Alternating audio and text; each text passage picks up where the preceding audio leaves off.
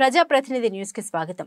మెదక్ జిల్లా చేగుంటలోని మోడల్ స్కూల్లో బాల్య వివాహాలపై విద్యార్థులకు అవగాహన కల్పించిన అంగన్వాడీ టీచర్ రేణుక తాను మాట్లాడుతూ ఆడపిల్లలకు 18 సంవత్సరాలు నిండిన తర్వాతే పెళ్లిళ్లు చేయాలని, ఎవరైనా బాల్య వివాహాలు చేస్తే తమకు ఫిర్యాదు చేయాలని తెలియజేశారు.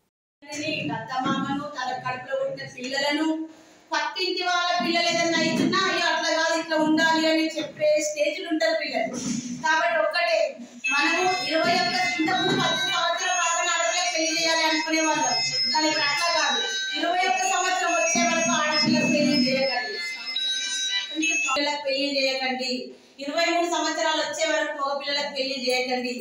దానివల్ల 21 సంవత్సరం దాకా ఎందుకు ఆగమంటున్నాము అంటే వాళ్ళకు కొంచెం నాలెడ్జ్ పెరుగుతుంది, వాళ్ళ శరీరం ఎదుగుతుంది, లోపల గర్భసంచి ఎదుగుతుంది, వాళ్ళకు అవగాహన అనేది వస్తుంది. ఎవరు ఏంది, ఎట్లాంటిది, దగ్గర ఎలా ఉండాలి, ఎలా నడుచుకోవాలి, తన పుట్టే బిడ్డలు ఎలా ఉండాలి. ఇప్పుడు ఆమె తొందరగా గర్భం దాల్చిందనుకో పుట్టే బిడ్డ కూడా ఆరోగ్యంగా ఉంటుంది.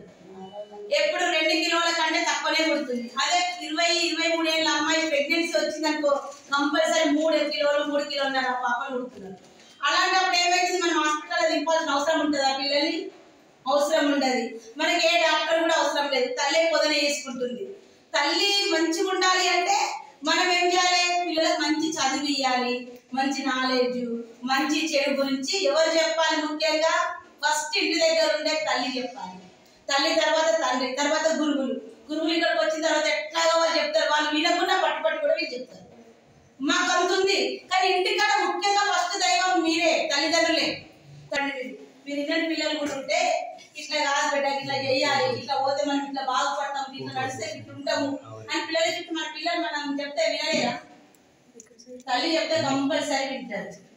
తండ్రి కోపానికి వచ్చిన తల్లి దగ్గర కోపం ఉంటుంది, ప్రేమ ఉంటుంది, రెండు ఉంటాయి తల్లి దగ్గర. ఎవరికి ఎక్కువ ఫస్ట్ తెలుస్తుంది, మన ఆడపిల్లలకే తెలుస్తుంది, మగ పిల్లలకి ఎక్కువ తెలియదు. ఆడపిల్లలకి ఎందుకంటే మనతో ఎక్కువ టచ్ ఉంటారు ఆడపిల్లలు తల్లితోటి. కాబట్టి ముఖ్యంగా చెప్పేది ఏంటంటే ఫస్ట్ ఆఫ్ ఆల్ మన పిల్లల్ని మంచిగా చదివిద్దాం. రేపు ఒక అయ్య చేత పెట్టినా మన మీద ఆశపడద్దు, మనది తన కాలం మీద తను బతకాలి. అయ్యో వీళ్ళు చేసి పెడితేనే తింటా, నువ్వు తెస్తేనే తింటా అనే రోజులు పోయినాయి. ఇప్పుడు నేను, నా ఇల్లు, నా పిల్లలు, నా భర్త అనే స్టేజ్ లో ఉన్నాం ఇప్పుడు అందరం.